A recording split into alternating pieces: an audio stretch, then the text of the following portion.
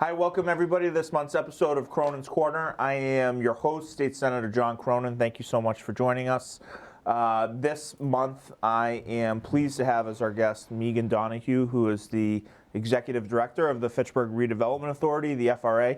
Meagen, thank you so much for joining us. Thanks for having me. We appreciate it. There's so much going on in the city right now, and the FRA is a key player in the revitalization and so many economic development and housing efforts. But before we get into that good stuff, could you talk a little bit about how you got involved in community development and what your background is? Sure. So I worked for 13 years in higher education, and that is like a microcosm of a community. When I left higher education, I went and got my degree in urban planning at UMass Amherst, and I ended up being a town planner in several communities throughout the Commonwealth. But I found that it wasn't for me, and when the FRA position opened up, I knew it was because it was more community focused, more economic development focused. What did you like about planning, and what did you not like about the planning part of it? Because a lot of what you do now is kind of putting that footprint together. For sure. I love working with the community, and I also like being a resource, and I like connecting people. What I didn't like was the technical aspects. I do like reading plans and things like that, but then going through zoning bylaws and trying to decipher that and explain it to people, that it was a grind. So I really like the community connection piece, and that's what I saw this position as, and that's why I applied, and thankfully I got it. And what else drew you to the Fitchburg Redevelopment Authority? Well, I love Fitchburg, and I would often drive through Fitchburg because I live in Worcester. Yeah. But my parents live in New Hampshire, and my brother does as well. And I would often drive through on Route 12, and yeah. I thought it was a great community, great bones. And I also, when I studied urban planning, I had a focus on preservation, so I love the downtown and the historical nature of it, and I saw a lot of potential, and I didn't see it as a detriment at all, and I saw the potential. Yeah. Yeah. You told a great story before we got on the air, but you were at the Community Resource Fair last night, yes. And somebody came up to the table and said, "What's the FRA? I've never heard of you." So for those who are unaware of what the FRA is and its mission, what does the FRA do? Sure. So unbelievable, but we've been around since 1964, and we were created by the mayor. However, we're a separate body. We're independent from the municipality. So what that means is we run more like a corporation, yeah. Even though we are a government agency. So we don't report to the mayor, nor do we report to the state in terms of oversight. What we do for oversight is have a board of directors. It's a 5-member board, 4 appointed by the mayor, 1 appointed by the governor. Mm-hmm. And what we do is we have an urban renewal plan that looks at an urban renewal district with goals and objectives for redeveloping that area. And how many redevelopment authorities are in Massachusetts? Right? You say 1964, I'm thinking Lyndon Johnson, yes. Great Society. Yes. Can you tell us of the history of kind of broader redevelopment authorities and how they came to be? So there's been the whole concept of urban renewal since that time, and mm-hmm. probably prior to, since post-war America. And there's urban renewal plans throughout the whole country. Yeah. So Massachusetts wasn't alone in that. And I can't tell you how many are across the Commonwealth, but there's a number. And they're mostly in your gateway cities, yeah. For the most part. But there are some smaller communities that happen to, like Athol has one. So they're here and there throughout, and I think the time is now to use your redevelopment authorities in your communities, because we are supposed to be a tool for buying and selling properties, redeveloping, because we have the powers to do that separate from the city. We work in partnership with them, yep. But we have the capability of doing things without the red tape. And you've got some special powers, right? Yeah. Can you talk about eminent domain and the things that the FRA is able to do that is outside of the city's purview? Right. So we don't have to go through a lot of the procurement when we buy and sell properties like the city does. Like you said, we also have the power of eminent domain. I do want to preface that by saying that is our last resort. Right. A lot of people get nervous when they hear that. Yeah. And for a city, eminent domain is for safety's sake, right? But we can do it when we have the mission of buying a property or taking a property for that matter. we've, in my time with the Redevelopment Authority, we've done it once, and it was very minor. It's for a unit in the Johnsonia property that we recently acquired. And we had to buy each unit out. Which is a nightmare when you think about how Yes. complicated it was for the FRA to, so everybody. 2-year process. A 2-year process. Yes. Can you talk a little bit about that process? sure. And So- Johnsonia, one of the most beautiful buildings on Main Street, if not the most beautiful, historic, burned down in a fire, and then. Yes, so 8 years later, we were asked by both the city and the majority holder of the units to consider purchasing the property. And our process is a little unique. We can't just go through a normal sale, even though we don't have the red tape like the city does. Yeah. We still have to get 2 appraisals, and that determines fair market value, and we have to make an offer in between those 2 appraisals. And then we went through the process of understanding how each unit holder was still paying a mortgage. So we had to contact each unit holder, pay out the offer to each of those people or families. And then what became a nightmare was finding this one person for that unit, and they moved to another country, and so we had to find them, and it was the start of COVID, so that added another layer. Another level of complexity, right? Right, Yeah. and for that person to get anything notarized, they had to go to the American consulate, and they didn't want to leave their home because it was COVID, and then they moved across the country where they were living, and then we couldn't find them again, so it was a nightmare. It Yeah. was a lot of detective work. So when we eventually found him, this person didn't really want to do anything with the property anymore because all he owed was $4,000. Yeah. So we took the property from him, and there was no fight. contention, no fighting. Yeah. And but it was only $4,000 that we took the property, or when I say property, it's the unit from. So it was a 2-year process for us to do, and we finally became the full owners in 2022 in January.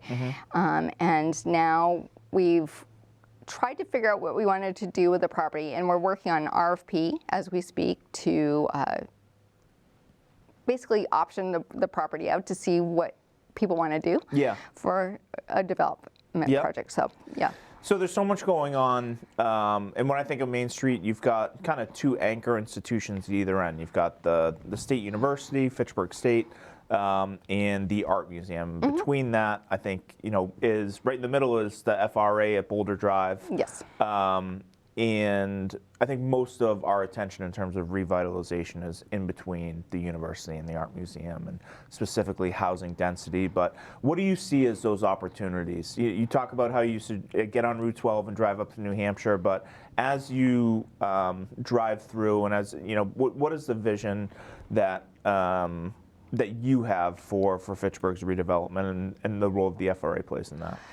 So in terms of Main Street, I'd like to see the activation of the storefronts in any capacity.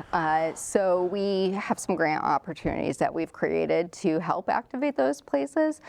Also, the residential units up above. I would like to see a Main Street as I've seen in the pictures from the history of Fitchburg once again. I don't know if it will ever happen, but I hope it does, and we're here to help with that. So. Could you talk about Boulder Drive and the FRA's footprint there? Yeah, that has been our crowning achievement, I think. We acquired that, so as many people know, GE closed in 1998. Gave the property to the city, who in turn gave it to us, and that became our sole responsibility for up until now. What was the FRA's home before that? It was in City Hall, actually. Okay. Again, we were independent, but our home was there. So when we acquired it, we took it under our urban renewal plan. We actually our urban renewal plan became a actual living document when we acquired that, because we incorporated that property into that, and that became our really big focus for years. So we demolished a number of buildings to make way for parking. We redeveloped the major building, which is called Building 2, and that is multi-tenanted now.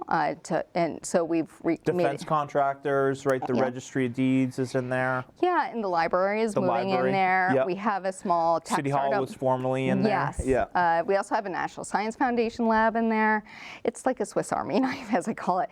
And we're also in there. It's our home base. So we have 2 buildings remaining that we'd like to redevelop. Actually, we'd like to demolish one. It's an old power plant, and redevelop Building 3, which was the old machinist shop of GE. But we're always trying to find funding to do that because our resources are limited in that. How is the FRA funded? It's through our tenants in our building, but we also apply for grants, and we also get funding from people like you. That's so right. Thank you very much.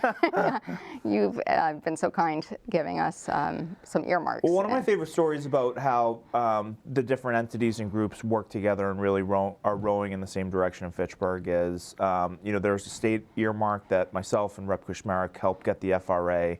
But for the Fitchburg arts community and BF Brown, New View had a significant financing gap that was brought on by COVID-related supply chain issues and just the price of construction materials.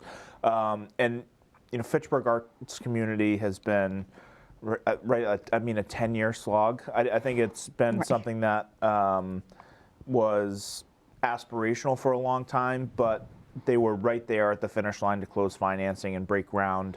And I know we reached out to you, and the FRA and the board released that funding that was earmarked for housing development in the downtown to the Fitchburg arts community, New View and Mark Doan, and was kind of the final straw that allowed that project to go forward. So thank you for that, right? Yeah. Our pleasure. Yeah.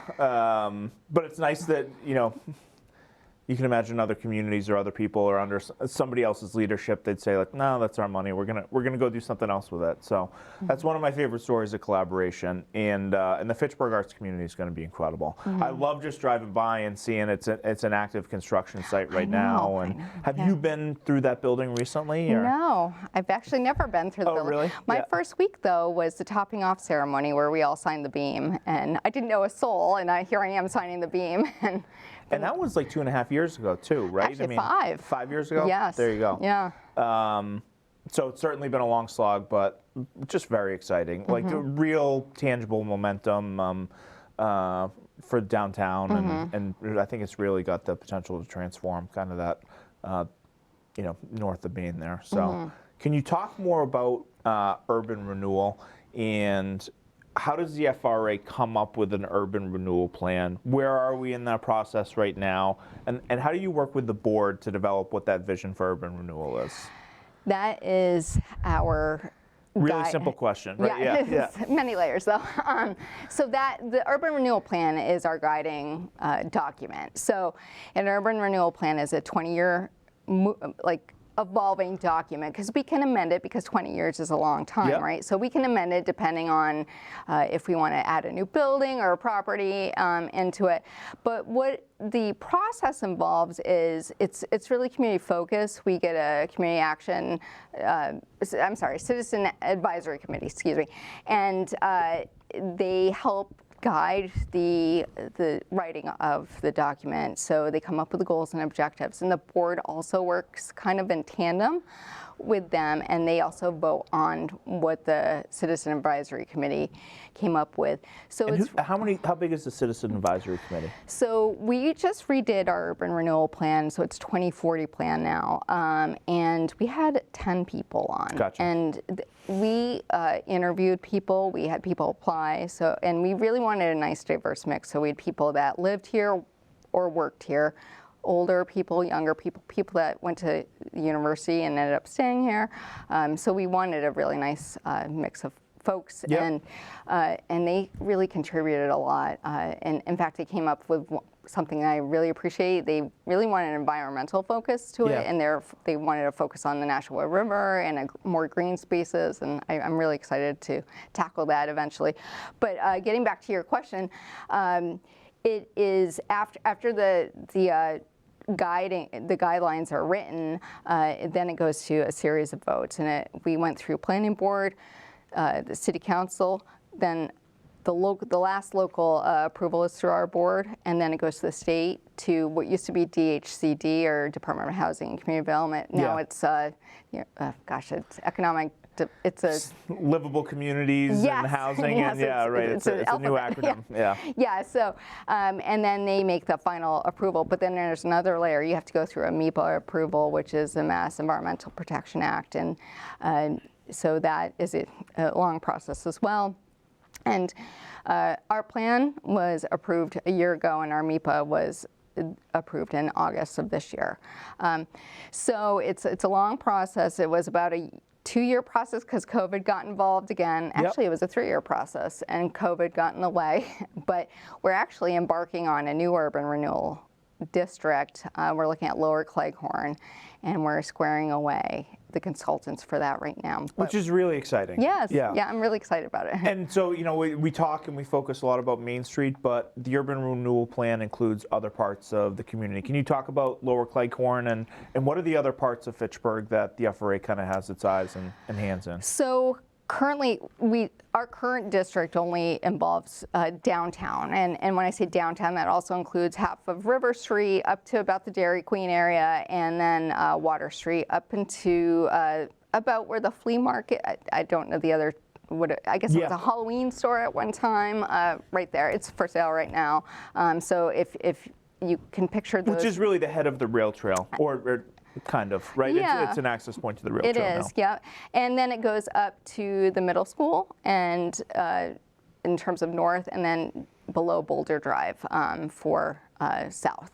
Gotcha. So it's pretty expansive right now, but in terms of other areas, we just started looking at other areas, and I proposed to the board that we look at Lower Cleghorn because it is a beautiful area. I love the area. It has a lot of green space. It has a lot of good old structures that could just get some help from us, and we have the capability. Lower Cleghorn, when you say Lower Cleghorn, you're talking about like the Bolorama and like down to the 50/50 in those mills down by the river? Yes. What else does Lower Cleghorn include?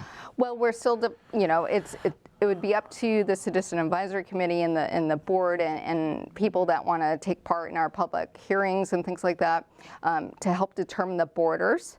But we envision. It's where the old Ann Welch shoe was, right? Sure, yeah. And I think there's a couple of other, are there empty mills or certainly some underutilized? Sure, and there's I think it's St. Joseph's Church up there, and the school, and there's a lot of potential up there. And beautiful old buildings too, incredible facades. So what would be the vision for the FRA's involvement there? To help out the local property owners and the business owners, because there's a few businesses up there, to help revitalize the area using a grassroots movement with the current people that live in and work in that area. And how could the FRA facilitate that? Would it be through eminent domain? Would it be through a grant program to spur housing production or historic rehabs? So we work pretty much through public-private partnerships. So we would help drive redevelopment with developers in that area, but we'd also work with the current building owners to maybe activate the spaces through our grant programs that we have, but we would extend it to that area because right now it's really focused on the Main Street area or downtown area. So we would want to extend those up there, or maybe create some new ones focusing just solely on that area as well. So we'd also maybe look to our delegation to help us out a little bit. Certainly, And we really want to make it a community effort too. So if anyone of the community wants to help us out and help reactivate the spaces, we'd work with them. Can you talk about what's on deck right now? So what is the FRA actively engaged in terms of projects or RFPs, or and then maybe the follow-up would be what's next? But right. So I talked about our two major ones. It's the Lower Cleghorn area for the urban renewal plan and the Johnsonia. We're also looking at working with developers along Main Street. We've given out a number of grants. We have a design grant for architectural or mechanical drawings. We've given out a number of those, and Main Street housing grants where the developers that have built these beautiful apartments on the upper floors, we've given money to. Which is what we want to see up and down the street, right? I mean, tons of buildings, but sleepy second, third, and fourth stories. Yeah. Right. And they, they're places that I think historically were offices and professional offices, and there's a real opportunity, but need to, as the economy has changed and as, downtowns and main streets have changed to turn that into housing, hopefully. Right. Yeah. Exactly. And we are also working on selling the Airport Road property. So what's the Airport Road property? Because this is a major. Right. So a lot of people know it as a sand pit site. We acquired that from the city. The city gave that to us in 2014, and we're working with a prospective buyer to sell it. It's definitely a unique property. It's one of the last large properties in the properties. Yes, too, right? in the city. In fact, in the area too. A lot of your warehouse developers and fulfillment centers and things like that, they're looking at this spot because it's one of the last. And it's central, spaces. right? Yes. Yeah, I know. It's near the airport. The one central plan that the Chamber did a great economic development study 2 or 3 years ago, and it makes sense, right? But I mean, we've got advanced manufacturing, we've got healthcare, but logistics is one of the biggest growth industries, just as the way people shop changes. So. Very exciting, and that could also potentially be a pretty significant windfall for the FRA too. Yes. Right, money which could be reinvested into to Main Street or Lower Cleghorn, or so I guess that would lead us to this part of the discussion. Where would you like to see the FRA go, and where do you think are opportunities for collaboration between different stakeholders, and what resources do you need from people like me? We could use all the money in the world, right? Yeah. But I'd like to see us use more as a tool, like we're supposed to be used more so, and just keep up with our partnerships with the main stakeholders in the community. We have a really good collaborative spirit amongst the stakeholders in the community. And how big's the team at the FRA? Small. It's really small. It's a facilities manager for Boulder Drive property. We have a business manager who's part-time, and she does the books and manages the office, and me. And so we're a small group, but we pack a lot of punch. Absolutely. So, yeah. Absolutely. So what do you think? Where would you like to see the FRA kind of in 5-10 years, or? I'd like to see us grow as a staff and have more capability in the community. I'd like to maybe expand to another area as well, have another district, and maybe see us move to Main Street or something. I don't know. We love our property on Boulder Drive, but if there's somebody willing to rent our space, maybe we'd move to another, and maybe we'd redevelop that property, and then we'd move and there. it makes the FRA more sustainable, and you guys can be kind of like flippers, right? Go. I mean, there's so many properties up on Main Street that could use some FRA TLC. What's your favorite part of the community development process and in your role at the FRA? I like it when people drop in and ask questions. I often get people that come in, believe it or not, and say, I've seen your sign for the first time just because I got lost. I thought this was where City Hall was. Because people still think City Hall is they're going to think it's a library, right? They're going to be trying to check out books from your office, right? Yeah. But then they sit down and say, what do you do? And I like being able to explain to them what we do and maybe help them out if possible. I've helped out many people apply for grants, especially during COVID. I remember I helped one struggling business write a grant just because that's what we do. We want to help. And I won them $10,000 to be sustainable during COVID. And we like to help, and we want to be there. Could you talk a little bit more about what are those grant programs? You mentioned aid and assistance to small businesses, things to help and spur housing production.